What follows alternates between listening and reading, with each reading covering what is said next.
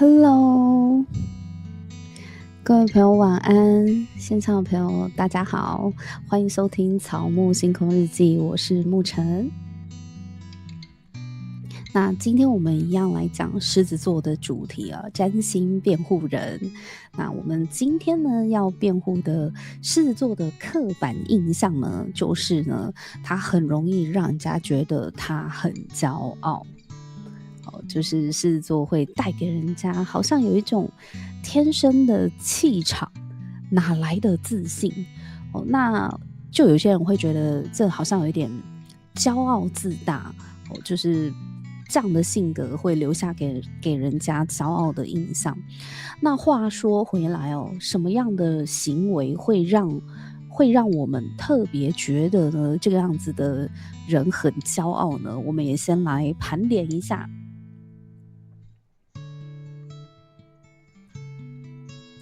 一样我们先来看看以下哪个选项呢是最让你无奈或心累的这个骄傲的行为第一种人呢，就是在讨论事情的时候呢，你会发现他讲话用字遣词都是那种很不容置疑的肯定句，很像是在对你下达命令就是他比较没有多余的不好意思啊，或者是请谢谢对不起等等的，他可能就是一句话，然后直接跟你说把那个拿来比如说啦因为我家有狮子座嘛的老爸嘛，Tony 哥哥呢，他就是狮子座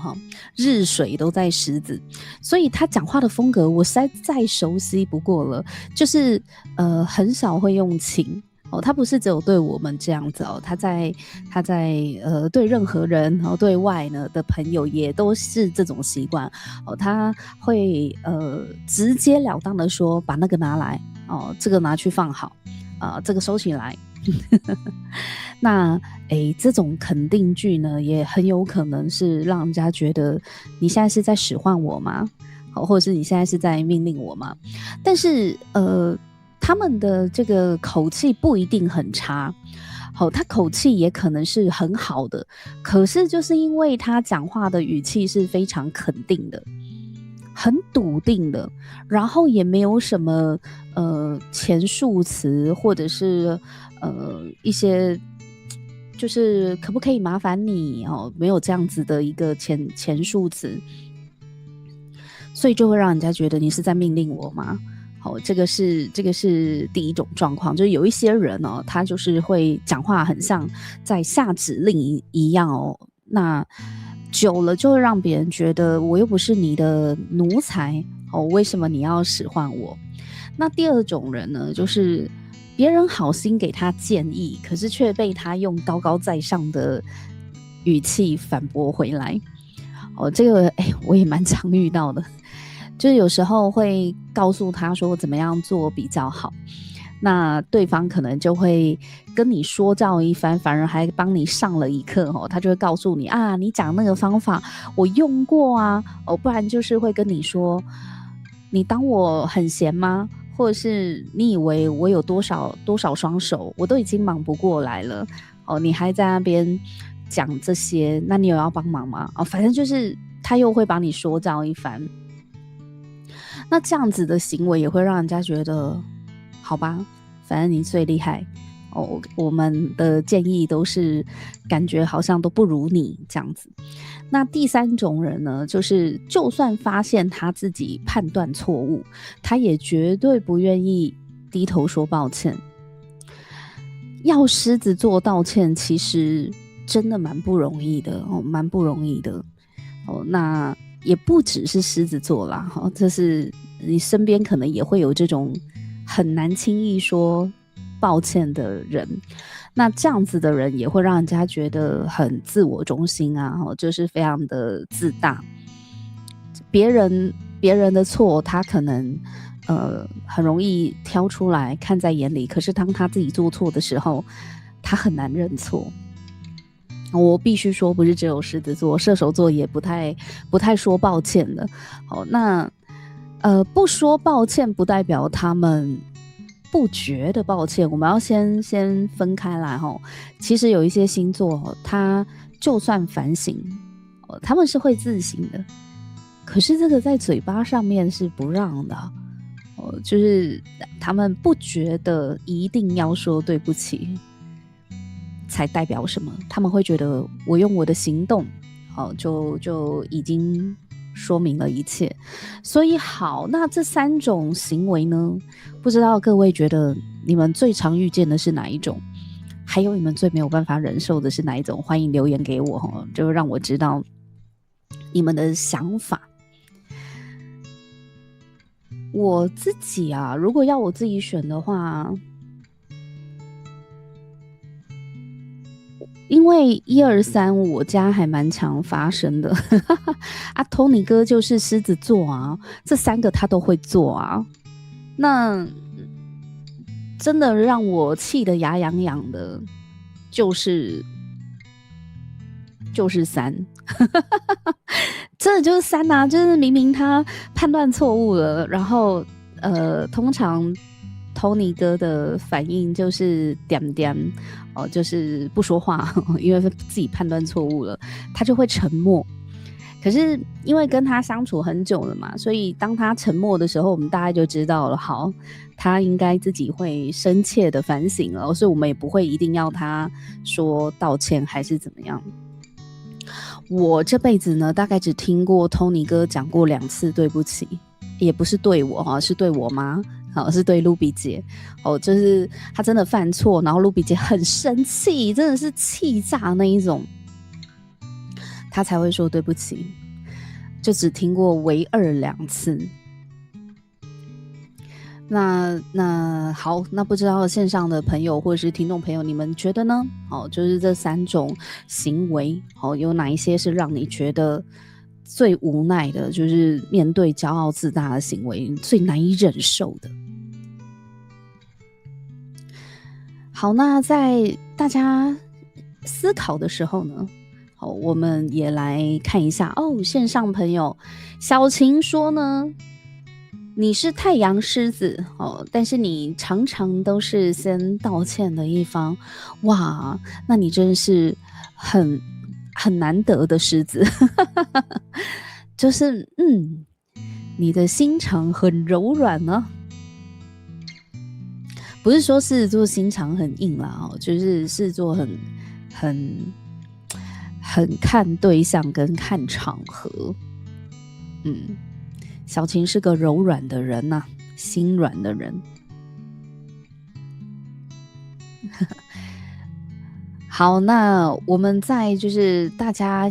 回顾一下就是身边有没有一些骄傲的行为是让你反感的？那在这个空档呢，我先带大家来看一段影片这段影片也是我今天刚弄好热腾腾的想要跟大家分享的。就是今年4月春天的时候啊，我有带了一班森林占星的工作坊，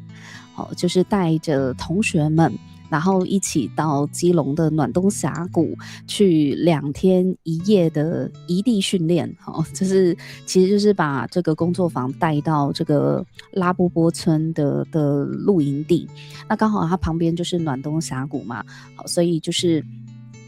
我有规划了2天1夜的工作坊的课程的进行，那也包含了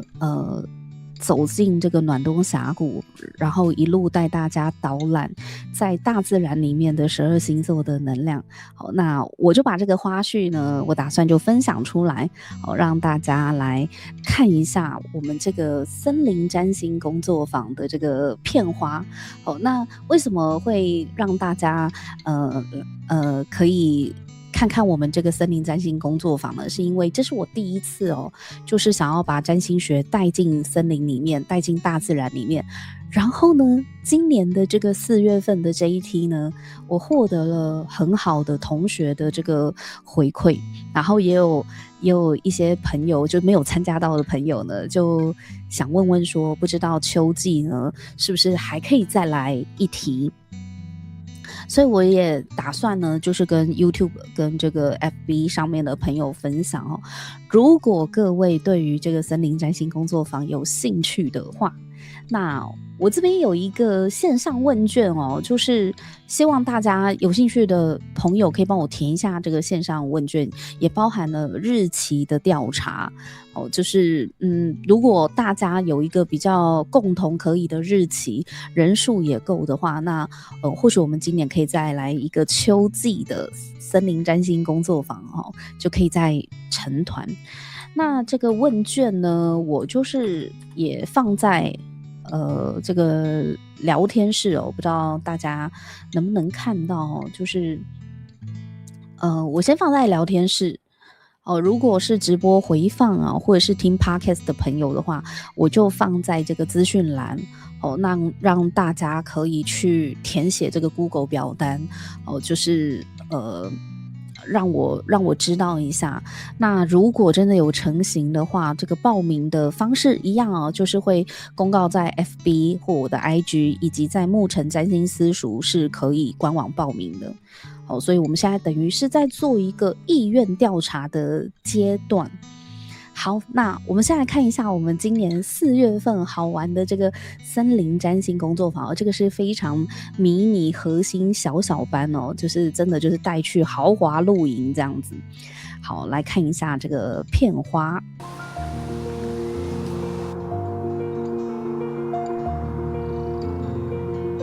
哦，我们真的吃很好，它有很多的更大更澎湃的能量，然后整个人被那个水元素包覆。因为我觉得过去对金牛座都是一些比较负面的印象，就觉得自己很笨拙啊等等的，但是今天看到就是那些大岩石就是在处在那边，然后稳稳的，我就觉得有一种很安定的力量。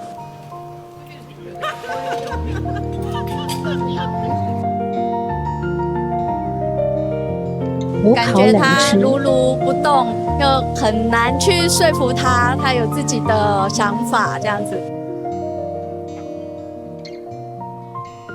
我们可以看到，像后面这个峡谷，它一整面的这个石头稳定啊、坚固以及不易变动。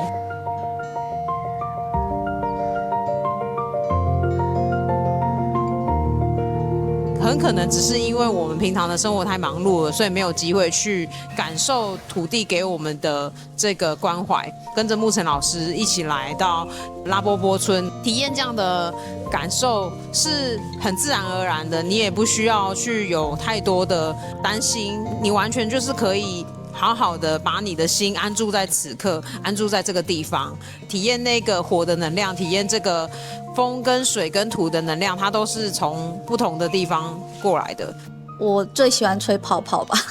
吹泡泡觉得很好玩。然后那时候就是感觉很像回到童年，就那时候就玩得很尽兴，就自己在那边一直吹泡泡。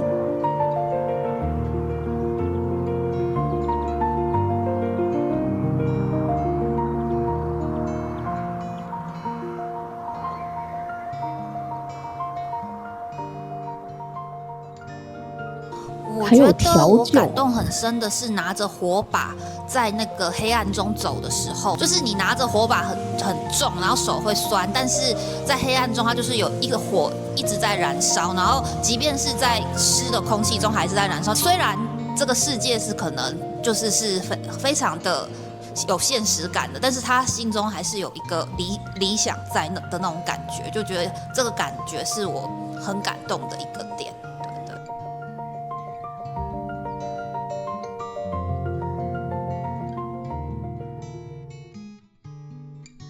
这个是我们4月份的时候呢，就是去这个拉波波村做森林占星工作坊，那里面当然会有一些占星学的一些探讨跟导览，好，4元素在大自然的一些导览，然后也有就是深度讲座的部分，比如说我们会讲对宫星座，然后会留时间让大家去跟大自然连结，然后跟自己星盘上的能量连结。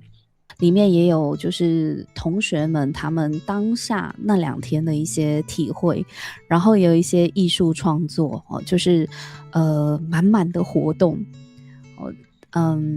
这个也是我很希望就是邀请更多占星的同好就是如果你对于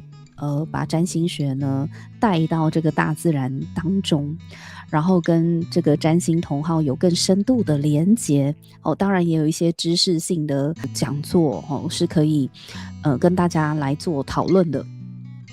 那么欢迎呢，在这个我们已经把问卷行前意愿调查呢，就是放到这个留言区大家可以帮我填一下这个问卷。那有一些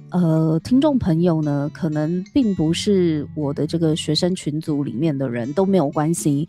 就是这是开放给想参加的人就算你是第一次参加我所举办的活动或是我的课程，都很欢迎你们然后你们的这个姓名啊，你们就是写你们的 email 信箱也可以，这样方便我可以把这个，如果我们真的有成团的话，报名资讯我会寄到你的 email 信箱。既然要这个工商那就一次工商完毕好了然后呢也顺便工商一下如果没有办法前进这个暖冬峡谷跟我们一起走入大自然，你还是想要线上参加我们这个课程的话，那最新的即将要开课的课程是9月4号的这一场。好，我们现在也有一场啦，是10大行星的课程刚好也是正在直播中细节都可以在牧尘占星私塾的官网可以看到。那现在要跟大家讲的是还有晚鸟优惠的就是还有优惠的这一场。早鸟优惠已经过了现在是晚鸟优惠。晚鸟优惠呢是在谈南北焦点月相跟日月食就是灵魂的节奏跟回响所以如果你对于南北焦点月相日月食有兴趣的朋友呢，可以到我的官网牧尘占星私塾看一下这一堂课的更多的内容那它是线上课，5个礼拜的线上课。好，那我们回到占星辩护人，刚刚讲到有一些骄傲的行为是让人家比较难以忍受的。那一样我们来看一下哪一些星盘特质的人就会特别的反感这样子的一个骄傲的气场，或是这样的特质会触动到哪一些星盘特色的人他们敏感的神经。好，首先呢会比较抗拒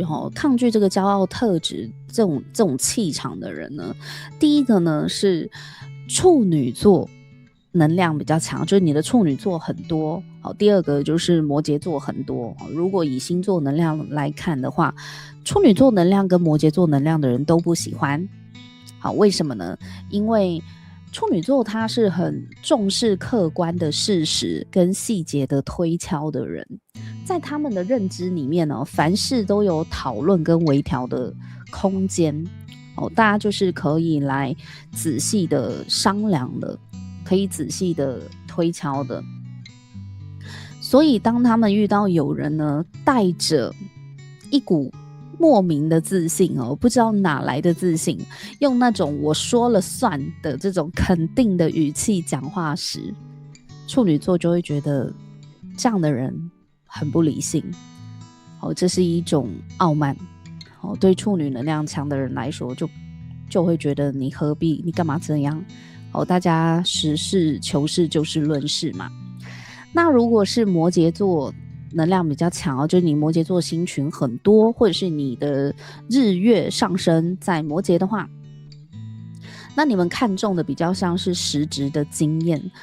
或者是对于真正的权威你们才会服气，你们才会买单。除非呢你已经拿出了具体的成就去证明你自己，摩羯座就会比较容易心服口服的听你说他就会觉得那你这个气场，你这个排场就是因为你真的你是个咖就是你非常的有成就，所以你有这个排场是 OK 的。那如果你还不是个咖，可是你呈现出来的那个气势，就感觉就很有自信，摩羯座就会很怀疑，就会觉得你的这个气场跟你的成就不匹配啊。所以如果你并不是真正的一个很有什么样的权威的人，那你就不应该要摆出那种高高在上的姿态。这个是对于摩羯座的角度而言。所以单凭自信呢，就在那边发号施令的行为呢，在摩羯座的心里面也会觉得对方是有一点越界的，就是不舒服的。那再来就是，如果你有水土或者是月土的相位的话，因为土星呢是非常严格的检视的这样的一个能量，所以星盘里面呢，如果你有土星的四分相或对分相，比如说水土月土四分或对分，那么这个盘主啊，他的骨子里他就是觉得一分耕耘一分收获，他相信一分耕耘一分收获的事情。所以你真正你有什么样的实力，你必须要靠时间来证明。没有那种很快就有所成的，或者是不劳而获的事情，他们是不买单也不觉得有这个可能性。所以当他们遇到有人并没有拿出具体的成果，只是凭着一股自信，然后就在那边大发厥词的时候，或者是在那边发号施令的时候，土星相位强烈的人会觉得这就是一种不劳而获的傲慢，非常的刺眼。这个也是会刺痛这个月土跟水土相位的。那还有就是，如果呢星盘里面的水星落在变动星座，比如说双子、双鱼、射手、处女，水星如果落在变动星座，或者是水星跟天王星有紧密相位的人，水星掌管是我们的逻辑跟资讯交流嘛，那变动星座的水星呢，是很重视多元观点的碰撞的，而天王星是随时有准备要推翻既定认知的这个特质，有这个倾向，他们是蛮喜欢接受一些跟过去都不一样的概念，很创新的概念跟想法，这是水天。所以对这类人来说，水星落变动或者是水天有紧密相位的这样的人来说，世界上没有绝对的真理，凡事呢都会有讨论的空间跟可能性。所以如果有人是那种封闭在自我的世界，然后用那种不容置疑的高姿态，就是我讲的一定是对的，听我的准没错，别人都没有发现的事情就我发现了，别人就是乱讲。现在外面看到很多台面上的人都是在乱讲，像这种态度呢，这个变动的水星或者是水天相位的人就会觉得不够客观，他们会觉得对方不仅骄傲，而且太过主观了。淑仪说，跟小孩子都有中吗？中哪一个？水星变动或水天相位吗？那代表你们很重视多元的观点，你们也是不喜欢太绝对的那种表达。就是如果有人太绝对的觉得就是我最正确，别人都不够专业或不够正确，你们也不喜欢这样的表达。好，那还有一种人呢，也不喜欢很骄傲的这样的气场，就是金星落在第一宫或第七宫的人，或者是金星跟月亮有紧密相位，也可以是这一类啊，就不喜欢骄傲的特质的人。为什么？因为金星很在意关系中的平衡跟对等啊。金星是很注重关系中的这样的对等关系的，要平衡这样子。所以如果有人跟金星在角宫，或就是特别是17宫或者是金月相位的人讲话是很单向输出的这种很强势哦，就是不太过问你们的看法哦，就反正就他一直说，然后什么事情好像就是他先提意见，他决定就好。那这会让金星在17宫的人觉得没有商量的余地，你好像不顾别人的感受，你破坏了关系要平等的这个原则哦，他们就会觉得你很骄傲，而且会让金星特质强烈的人觉得自己不被尊重，你并不是真的很在意他的想法，所以你不重视大家的意见，大家的讨论，你都自己决定。哦，他们会觉得被强烈的冒犯的这个感觉，他们也不喜欢。淑一说，你跟小孩都是这个水星变动或水天嘛，对不对？所以你很讨厌那种人。就是用不容置疑的高姿态拒绝交流，反正我就是对的，你们都是错的。别人没发现，只有我发现。Oh my god！ 你不只是中一个，你全中欸。淑一说你是太阳处女水土困难相位，水星处女，哇哦！然后你的孩子金星7宫，小儿子摩羯座金星1宫，水天相位。你们家 strike 你们家全倒全中直接来个 strike 如果是保龄球的话真的是全倒对，这个我们线上的朋友就刚好提供了他们全家整家子都是讨厌骄傲者，所以看起来要跟你们家沟通非常好，保持谦虚的原则就对了大家有商有量的这个你们才会听得进去。线上朋友说，就算他讲的有道理，我也讨厌那种态度。是的这个有时候不是对方讲的对不对的问题，就那个态度就很讨人厌啊。可是狮子真的蛮常有这种一种绝对我们等一下到辩方立场再来看为什么为什么他们很容易让人家有这样的感觉。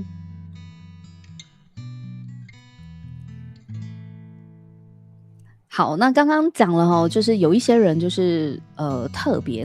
的在乎人际关系的对等跟客观，还有没有讨论的空间。好，所以如果你身边的朋友或是你很亲密的人，你发现他的星盘就是有我们刚刚讲的，就是很抗拒骄傲的特质的这样的倾向的话，那你在跟他沟通的时候，你就知道，如果你是太笃定、太绝对可能会造成他的反感。有时候你的态度甚至已经让他抗拒到没有再去听你实际上要表达的内容，因为你那态度就不被接受。所以这个也是留给大家做个参考。那回到辩方立场我们今天占星辩护人就是要站在狮子座这边就是去跟大家说明一下这个外人看狮子座感觉他很骄傲自大，可是其实背后他在想什么这个站在他的角度，他可能也不觉得自己有很骄傲也不觉得自己有很自大这有时候呢就是两方的立场辩方跟控方的立场真的就是需要一个翻译啊真的很需要翻译不然12星座占星辩护人会12星座做一轮嘛，你就会发现哇，很多东西都是自己看自己跟别人看你存在很大的差别。好，所以除了大家都知道狮子座他是非常爱面子之外呢，我们可以再从3个不同的心理层面来理解一下狮子座这一股固定火象的能量它到底是一个什么样的状态呢？第一个呢就是火元素它本来就是一种内在的直观，那是一股内在的意志。对于所有的火象星座来说，他们都有这个共同的特点。好，就是有一些人，他的这个自信呢，可能是需要透过跟他人的互动，然后经过他人的回馈来建立对某件事情的肯定，或者是对自己的肯定，也就是我们所说的自信。但是对火元素来说，他们不需要外在的这个不需要先经过外在，自己内在就有一股意志是很笃定的。虽然我们上一场直播有说狮子座是非常需要别人夸他，鼓励他，肯定他，可是不代表他的自信就是从这里来。他需要别人夸他，赞赏他，给他肯定，给他赞，然后告诉他好棒棒，那只是因为他希望大家看到他有多努力，他已经努力在先了。他已经努力在先，他只是想要确认说，我做的这些事情，你们有看到吗？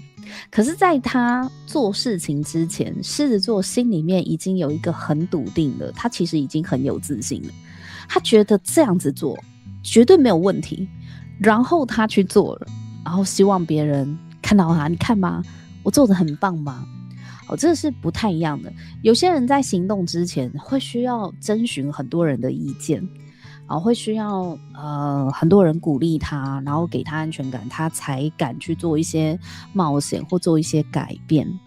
可是在火元素这个火象三宝火元素三宝当中，他们往往行动之前不太需要别人的背书什么的，他们对于自己的那个内在的自信是很肯定的。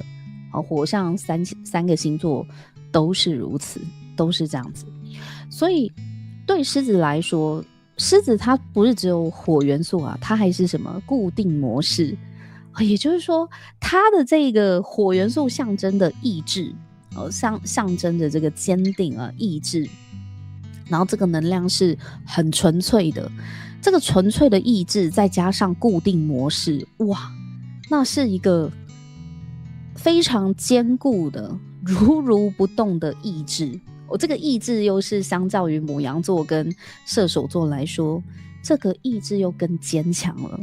所以狮子座的内在，我访问过很多狮子座的朋友，他们在做事情之前，他们就已经知道自己是可以做到，然后就去做。他们这个冒险的精神也是跟其他元素比起来是很强的，很强韧的。当然狮子座也有可能会挫折失败，但是那不影响他下一次在做这件事情，在做别的事情之前，他对他自己的信心。其实他们是不太容易被打倒的。不是不会被打倒，是不太容易。除非他真的已经挫折了好长一阵子，然后又没有人看到他的努力，那真的会让狮子们灰心那真的就是会让他们很灰心。但是他们本质上面就是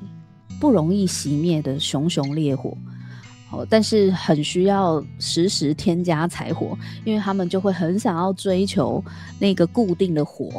一定要烧得很旺。其实他们有时候火势不用那么旺，他们也不至于到一下子就熄火，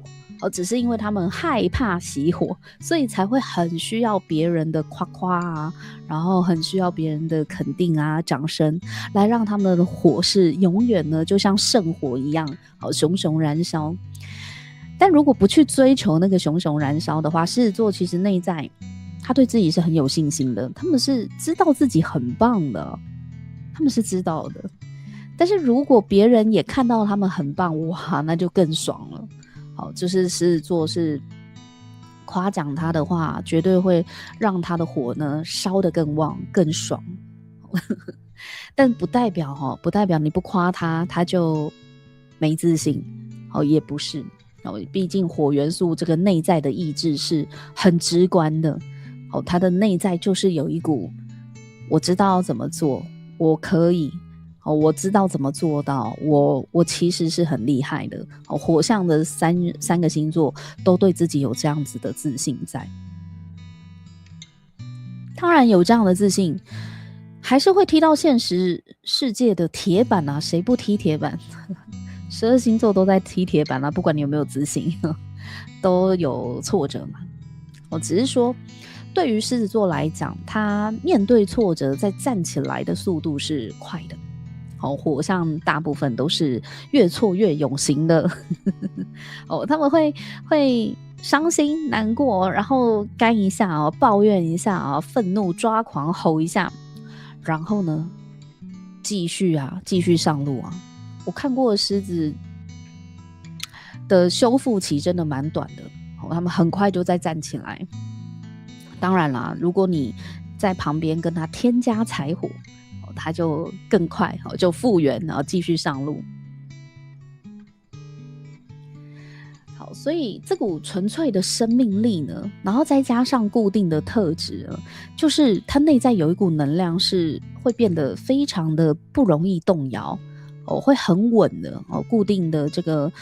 模式会让他们内在的这个纯粹的意志力会如如不动，非常的坚固的在那里。所以这在心理层面上面就是极其强大的一股自我确信，自我确认，而且这个自我确认有时候也会让他们不太相信别人可以做得比他们好，因为他们会相信一切掌握在自己的身上，然后自己去做是最好的。所以你要说服狮子座要替他代劳，或者是要他让位，这一球你来，让他去旁边，然后把舞台让给你，这很困难，因为狮子是这样的，他们知道自己的实力不错，然后他们为了要在大众面前端出好的成绩，他们也非常的努力。我们上一场有说嘛，狮子座也是一个隐性的完美主义者，他们其实对自己自我要求是很高的。为什么？怕丢脸啊，他们怕丢脸啊。既然要让这个火烧的旺，然后是稳定持续的输出，那绝对要盯住，不能丢脸的。所以你不是那么好取代他们的工作，这个他们也不一定放心让你去做。这个是因为他们的实力来自于他们对自己的要求其实也很高，那个要求也是来自于不可以丢脸，他们非常怕丢脸，这个丢脸是会重挫他们的，这个任何的行星在狮子座都是。所以如果你身边的朋友有这个狮子座的能量的话，面子对他们来说真的很重要。那有时候在旁人的眼里会觉得狮子座这种骄傲实在太天真了，有一种觉得自己什么都做得到。可是我在占星教养课里面就有再三的强调，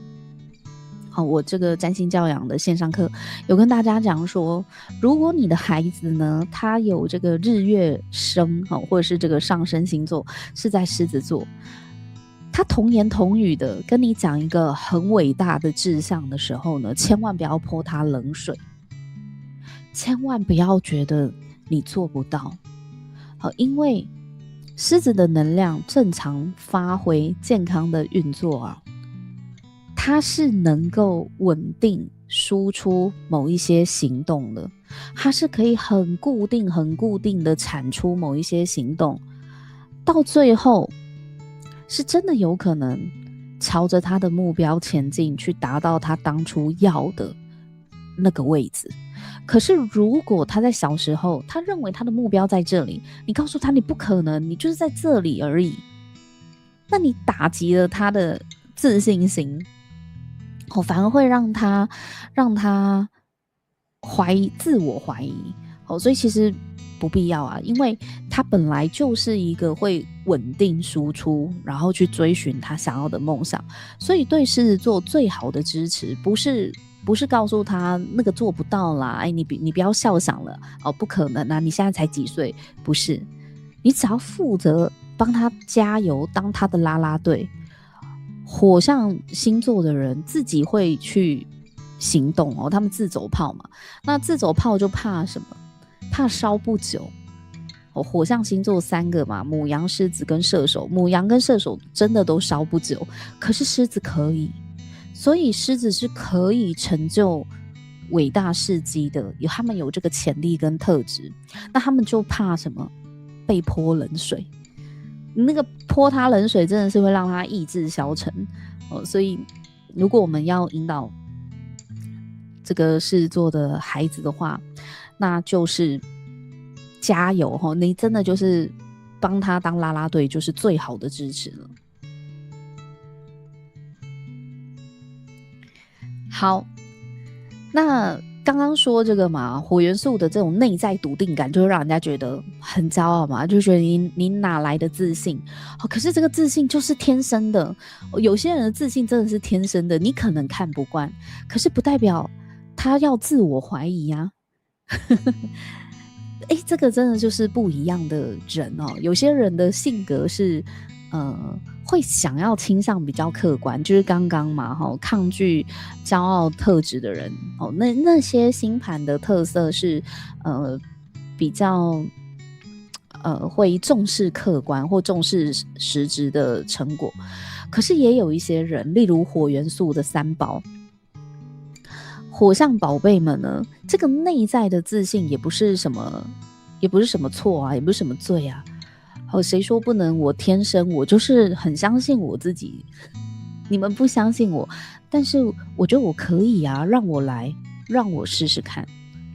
他们就有天生的这种笃定。那反映在沟通表达上面了，你会觉得他们讲话好像都不会先询问不用疑问句，可是这个不是要踩谁也不是要让谁觉得谁是奴才啊，好像我是你的那个佣人嘛，你为什么要一直使唤我其实不是，他们只是在讲话的时候，因为他们内在的那个肯定的感觉会让人家觉得你好像在命令我因为他们对自己的想法深信不疑嘛那个深信不疑就不会有什么心虚或者是退缩的感觉。那踩太满，因为这个深信不疑踩太满，就会让人家觉得你讲话好有点不客气。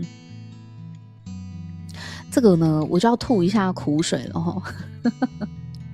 我要来吐苦水，因为本人也有一颗狮子，我有一颗行星在狮子，就是水星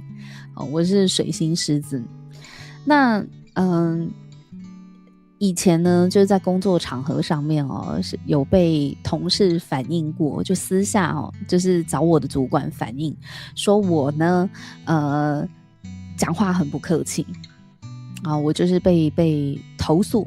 就是被那个内部投诉，就是希望我在跟他们沟通专案的时候呢讲话可以客气一点。那我的主管呢，就是来告诉我这件事情，我就满头问号。我在想说，有吗？我对他们哪里不客气了？因为在我的角度，我现在仅代表个人但我是刚好有这个水星狮子，因为我在反省我自己的时候，我就发现我大概知道为什么他们会觉得我讲话不客气。可是其实我会觉得很冤枉，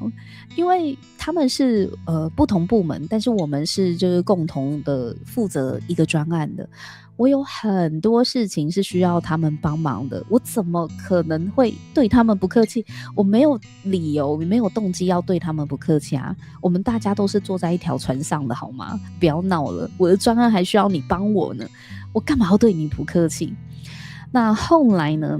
因为我后面就是对了很多个 PM， 那也只有一个 PM 投诉啊，其他 PM 我们都是相处融洽，就一个 PM 他就非常不喜欢我讲话的方式。然后我得知了此事，因为我的主管辗转告诉我就是意思就是说我看用什么方法去跟这个同事重新化开心结。毕竟以后还是会合作得到嘛，大家都修度会丢。然后我也很好奇，我就很想问说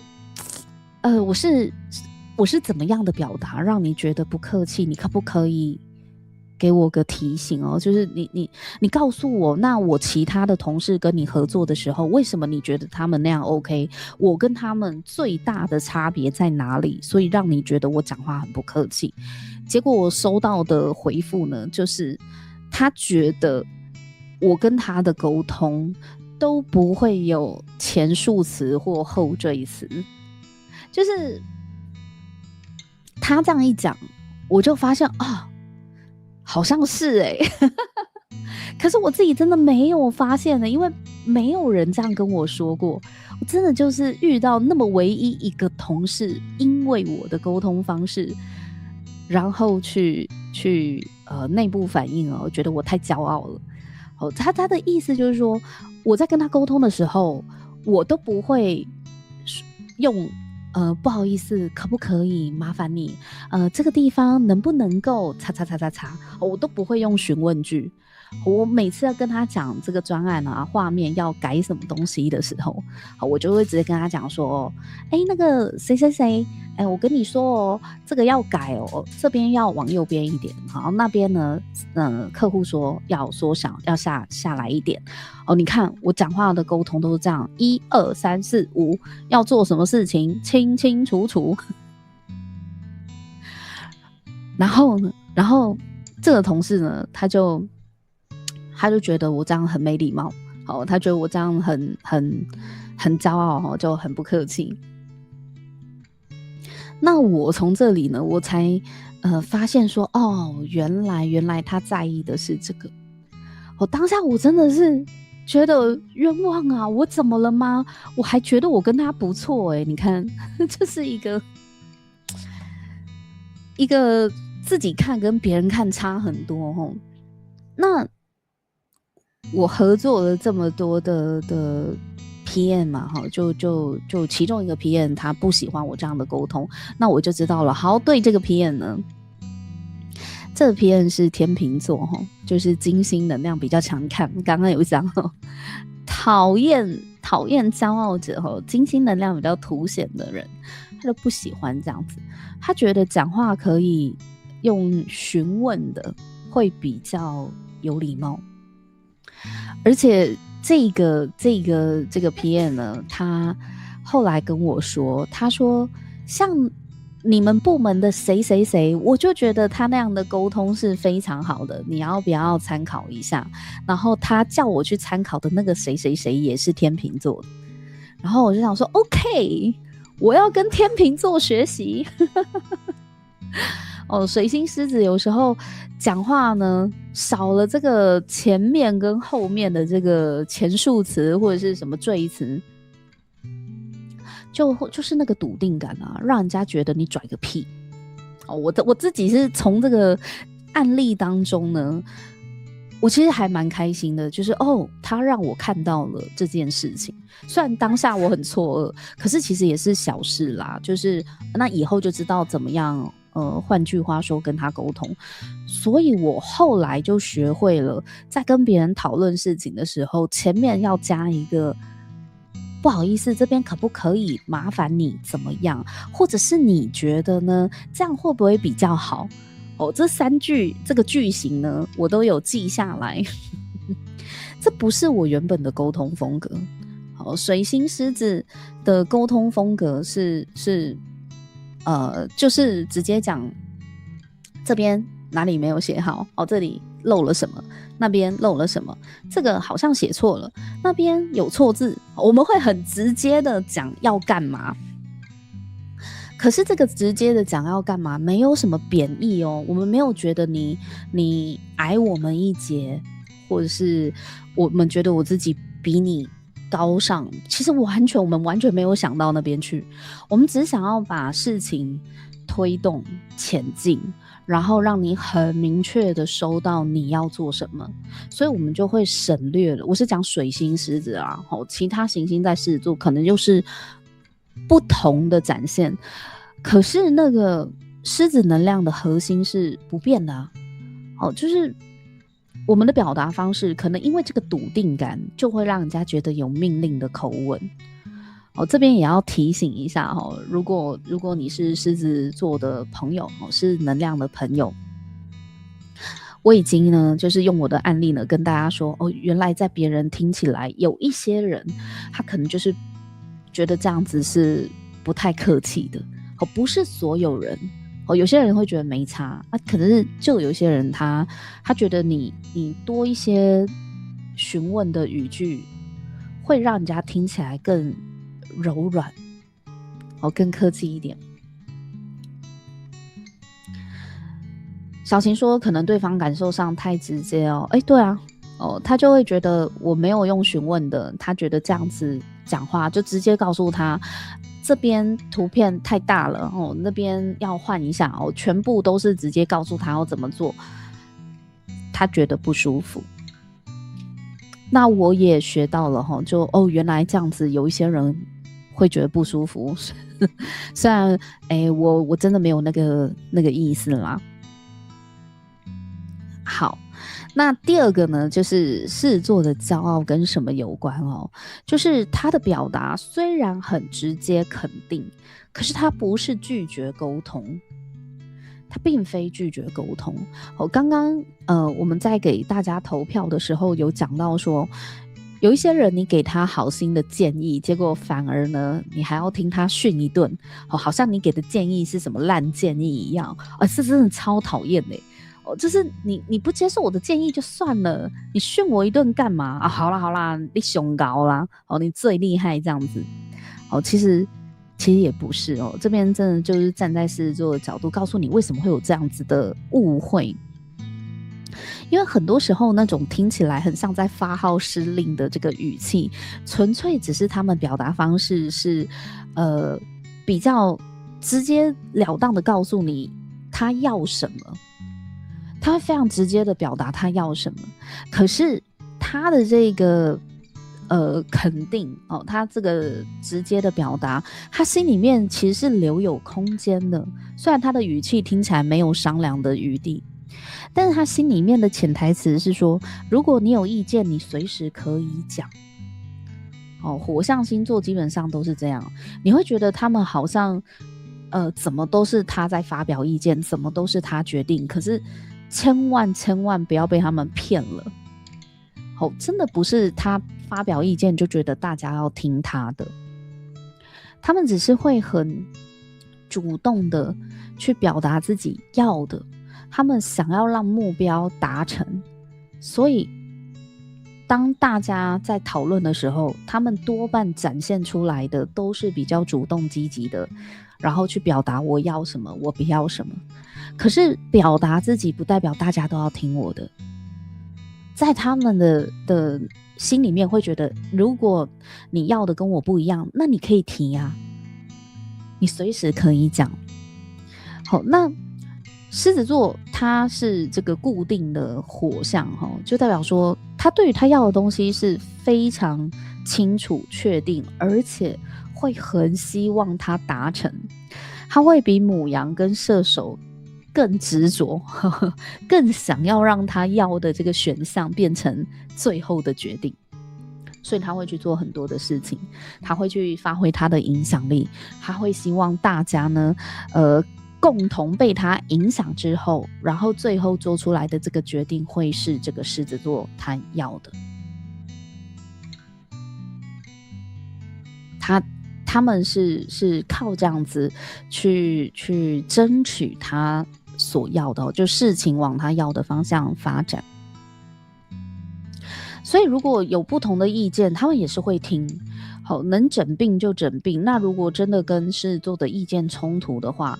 那你也不能说狮子座就一定要听你的他们会觉得那大家就各凭本事嘛，看最后谁影响谁啊。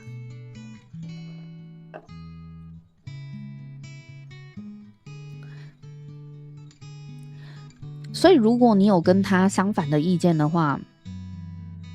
你可能真的也要很直率的让他知道，让去撼动他内心那个已经很坚固的信念跟逻辑，因为他们内在的这个运作的逻辑是很完整的，不会轻易的被外界给撼动。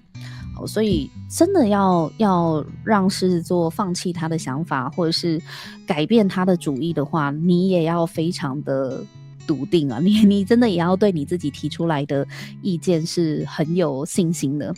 如果你对你自己的意见都有一点怀疑或有点不确定的话，狮子座干嘛要听你的？他们会觉得他们的想法当然是比较好的呀。所以这个是跟狮子座的沟通的时候可以注意一下的。小晴说跟伙伴一起合作，大部分还是会先一起讨论。会啊，不会是完全自己决定嘛。但是狮子座的这个对于目标的表达，对于他要什么的表达，他们也是很积极的，想要去争取往他这个方向走。好，那第三个视角呢，就是他们的骄傲是来自于对自我荣誉，跟他们其实是有一些精神洁癖的坚持有关。他们是有这个荣誉感跟精神洁癖的齁，所以为什么他们就算判断错了，也不愿意轻易的低头道歉呢？对于狮子座来说，因为他们内在有一个非常高标准的个人荣誉感，在他们的心里面，一旦妥协了，承认自己错了，就等于推翻整个自我认同的根基，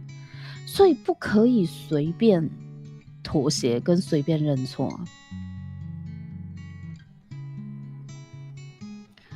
这个骄傲是他们用来保护内在秩序的一个工具，一个盔甲武装啊，他们要维护他们的内在的秩序的这个武装，所以外人会觉得他们有这个不轻易道歉这样子的一个感觉，而且他们有不容侵犯的精神洁癖，宁可承受被指责难搞，他宁可顶着这个压力，他也不愿意让自己去迎合不符合他们标准的世俗的声音。狮子座可能判断某件事情，他已经在内心过滤过了，他就是这么觉得。那就算外在世界最后的结果证明他错了，那他们顶多就是沉默。但是那个不道歉，是因为他们内在有一个非常坚定他们自己的运作逻辑嘛。刚刚有说他们是很直观的，他们对于自己笃定的事情其实是深信不疑的，就算世俗证明你错了，可是他们会为他们相信的那件事情不轻易的被世俗的标准所改变。当然啦，你说他们会不会怀疑？难道他们都不会怀疑你不应该再继续这样相信下去吗？就已经这么多的证据证明你这套行不通了。他们不是不会反省跟检讨，会，但是要他们改变或要他们去推翻过去的自己，需要很多的时间，需要很长的时间，要给他们时间，所以在外人看来就是他们不改变嘛。好的，可是不代表他们内在没有一些挣扎，或是他们内在没有一些反省的思辨，有，其实是有的，只是他们不见得会跟你举白旗投降，说我错了，过去的我错了，不会啊，你不用想这么多。他们多半不是用这种方式来自省，他们自省在内在自省，可是他们要放下过去他坚信的那一套是不容易的真的是不容易的，而且这关乎到荣誉感就是他自己内心对于荣誉的那一把尺，只有他自己知道，而且难以撼动。好，所以对狮子座来说，他们其实也是重视团队合作的他们是重视团队合作的。火象星座并不是不重视他人，我刚刚说火象星座会比较敢去争取自己想要的那是他们的本能，可是不代表他们不愿意跟他人合作就像线上有朋友说，因为不只是关于自己的事情嘛，还要有团队有共识一起合作，所以狮子座在做事情的时候也是会团队讨论不要觉得他自己就自己拍板定案现在很难有这个成年人做事情自己拍板定案的啦在台湾这个社会是不容易是这样子操作当然可能还是会有人会想这样做，但是大部分的状况还是大家有商有量的讨论，只是说狮子座他会用尽自己的感染力主导这件事情往哪个方向前进这个就是他们的特色，我们了解他的特色就是这样。那如果回到你身上假设狮子座想要影响的方向不是你想要的结果，那你也可以发挥你自己的影响力去创造你想要的那个方向让大家都跟着你要的那个方向走这其实是不容易的狮子座要做到影响大家往他的方向去，他很忙的。小晴你很忙的对不对？好，我们小晴狮子座跟处女座能量都很强，他要站出来，他要 hold 一些事情他要主导一些事情，然后要安排很多事情，要做很多的沟通但是狮子座他是愿意的，这就是领导力。领导力不是大家都听我的然后逼大家跟你来，领导力是他其实运作很多东西去发挥他的影响力，而怎么发挥影响力，这要非常多的沟通，要非常多的沟通。那也因为狮子座要做非常多的沟通，所以他多半都是会选择用最简洁有效率的沟通方式，就是讲重点，然后告诉你我打算怎么做，然后你就负责做什么就好了，然后他就负责怎么样，然后你听下来，你是不是觉得他在发号施令，很像嘛，对不对？可是你没有看到他为了整件事情的成事，他后面真的做了很多事他是一个很愿意用行动去促成一件事情要有成果的星座观察身边的狮子座的能量，他们其实真的很努力所以他们需要讨拍拍讨摸摸，我也完全能理解，也很愿意给他们支持因为他们并不是空口说白话的倾向的人只是那个主导权，你会觉得他的主导权、主导意识跟控制欲很强，也是在这里。那这个呢，我们下礼拜有一场去讲这个强势霸道一体两面他另外一面就是也会去到强势霸道到那边我们再讲更多。那今天我们讲的是骄傲的特质不知道这样子大家有没有比较理解这个狮子座那还有哪一些星座呢，或者是哪一些星盘的特征也会让人家感觉蛮骄傲的我们来看一下。好，第一组呢，这个让人家也觉得蛮有这个骄傲的特质呢，就是意志绝对主导类型的什么叫做意志绝对主导型？就是它的火星能量是很强的好，比如说火天蝎、火牡羊或者是火摩羯那不然就是火星呢，如果是落在这个1宫或者是10宫，或者是它有这个水火相位，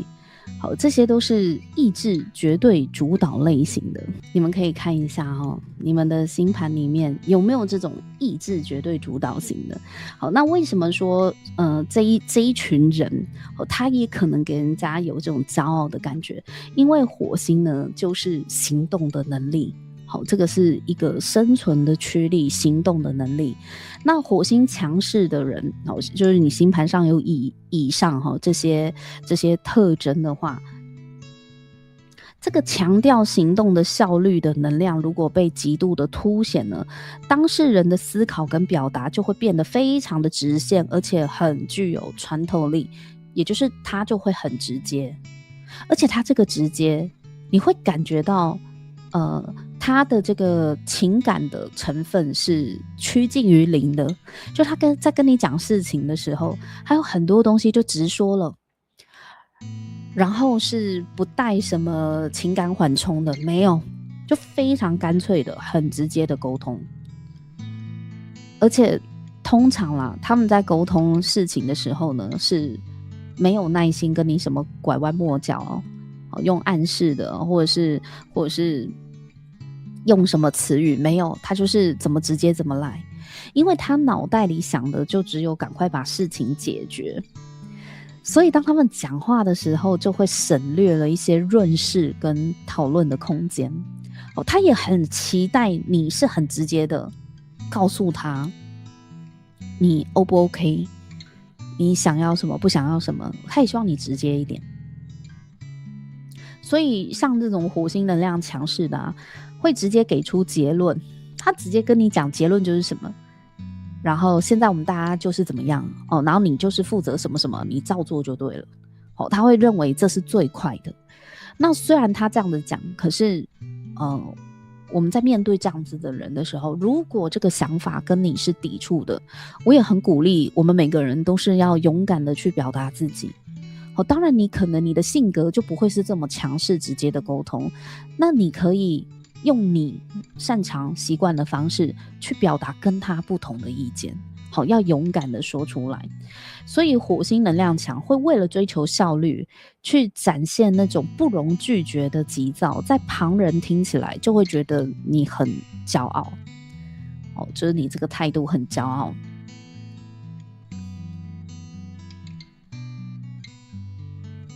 Hello， 雨晴好Hello， 有看到新朋友跟我打招呼，我来报道了好，那第一种类型是意志绝对主导型那第二种类型呢是拒绝被外界改变的类型又到了我们的固定星座的朋友。除了狮子座的能量其他3位就是固定星座的好伙伴，金牛多天蝎座或者是水瓶多金牛天蝎水瓶多的这个星盘特质呢，也有时候会让人家觉得蛮骄傲的。不要小看固定星座其他3位狮子座呢只是特别容易被拿出来编而已其实骄傲的人一堆好吗其他3个这个星座的能量也是默默的在骄傲的那他们的骄傲是拒绝被外界改变的原因啦为什么？因为固定星座的本质就是不会随着别人的话语而改变嘛，它是抵抗改变的。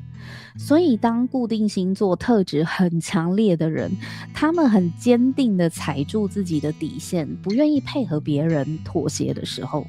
那种毫不退让的毫不在乎的姿态你讲你的我做我的，他不见得会跟你吵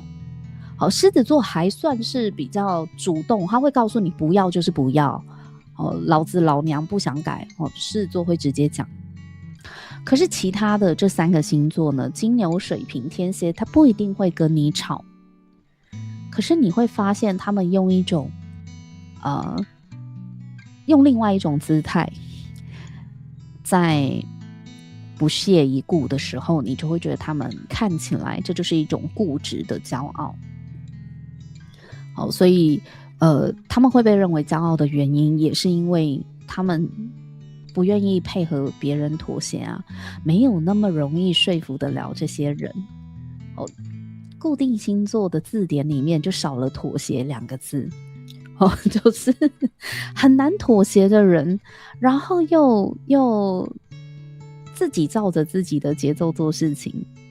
那当然有时候也会让人家觉得骄傲。所以其实这样看下来，别人要怎么觉得你骄不骄傲，真的一点都不重要，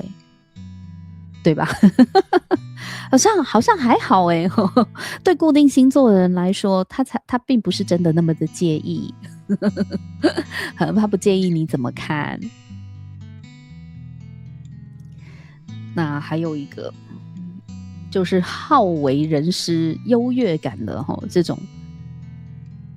我怎么多写了一个4？没有啦，好为人师、优越感的这种我们来盘点一下这个就是呢，什么样的人会很喜欢教导别人，很像别人的老师一样。第一个就是，如果你的木星合向了上升或天顶，那不然就是你有日木相位或水木相位，或者是呢，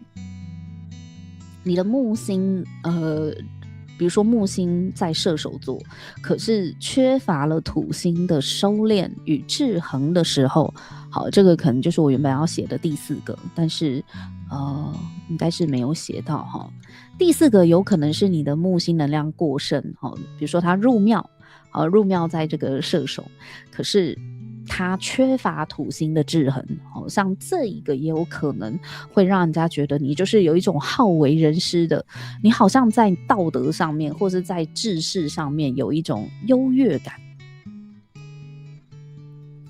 这样的人也会让人家觉得蛮骄傲的，因为这类型的人很容易把自己的信念或是他的信仰、他的理念呢无限上纲。那他们在跟别人讨论事情的时候呢，也很容易不自觉的就切换成大师的口吻，或者是说教的模式。当别人提出务实的一些担忧的时候，或一些提醒的时候，他们可能还会跟你讲：“哎呀，你的格局太小了。”你要用更高的维度来看事情。这种总是觉得自己的观点比较高级，或者是站在这种道德制高点上的态度的时候，就会让别人觉得这是一种好为人师的骄傲与自大。所以这一组人也有可能因为这样子，让别人认为，你是不是很爱说教，就是很自大这样子。好，所以呢，回到占星辩护人的初衷骄傲不是狮子座专属的，好吗？这是星盘有很多我们刚刚讲的这些类型，也有可能让人家觉得你很自以为是就很自大这样子。那彼此其实都存在着某一种误解啦。就是如果你觉得这一个人他看起来凭什么那么笃定，那有可能是因为你站在比较客观的角度，你更看重客观的价值，所以才会觉得这个太过主观是不好的。所以有时候大家彼此交换一下想法或者是多来听我们占星辩护人呢，去理解一下，其实你看似骄傲的这些特质的行为背后，他们可能都有不同的出发点跟原因，不是你想的那样子。好，那最后呢，我们也给就是双方控辩双方一些建议啦。如果你容易觉得被命令，你觉得很无奈，你觉得身边总是有一些人是这样子的发号施令，让你觉得很不舒服的人，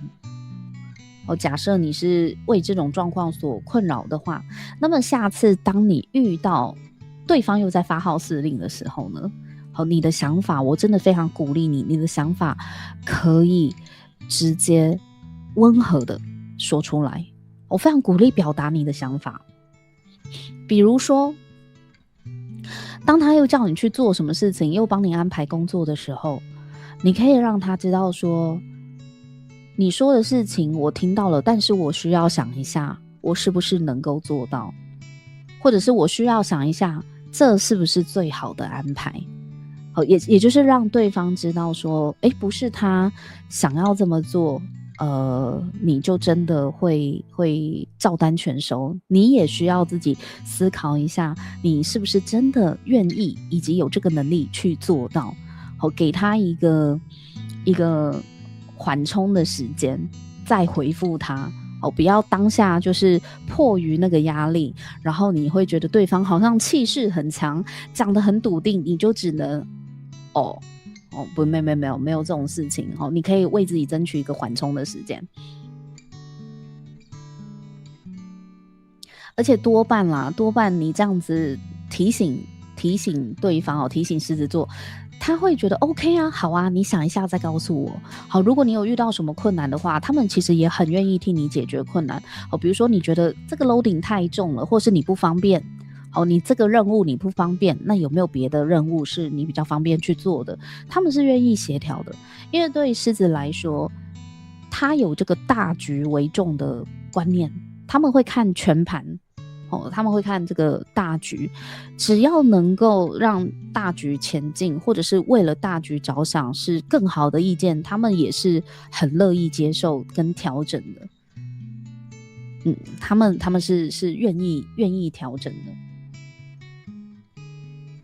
好，那也给这个狮子座如果你是狮子座本座，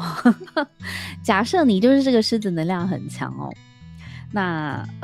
我会觉得有这种内在的天生的这种不可撼动的一个意志跟自信心，还有荣誉感呢，是你很珍贵的一个特质。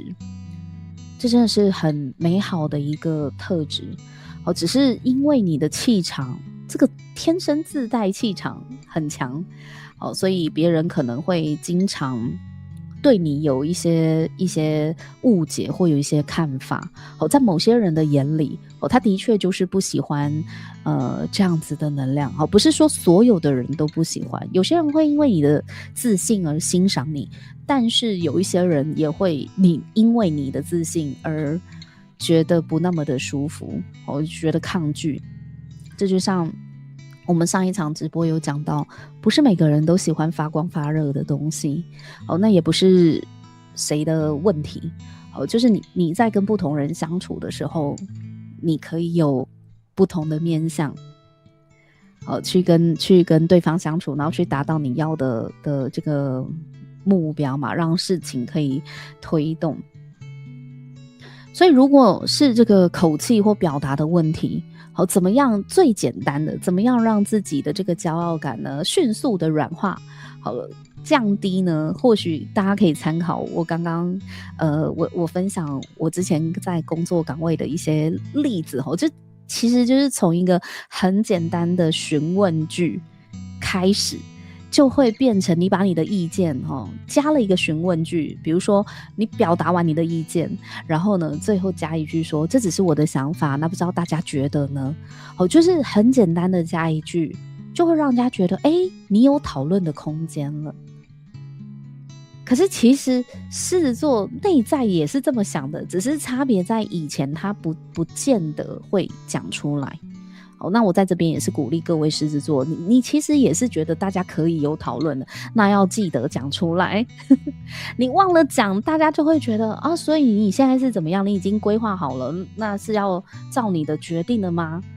有些人可能会觉得很错愕。其实我相信啦，大部分的狮子座都是秉持着没关系啊，大家有意见就提出来啊。那多了这一个询问句呢，会让身边的人也会觉得你很可靠虽然你有了想法，但是你还是蛮愿意跟大家讨论的那这也会让大家觉得你是一个可靠的领袖更愿意跟随你这样子。好，那今天呢，我们的占星辩护人的这个骄傲的主题呢，就先分享到这边了。那不知道听众朋友跟线上的朋友，你们有什么样的想法，也欢迎留言在下面让我知道那我们下礼拜的占星辩护人直播还有2场好，所以我们就下一场再见喽，各位晚安，谢谢你们，拜拜。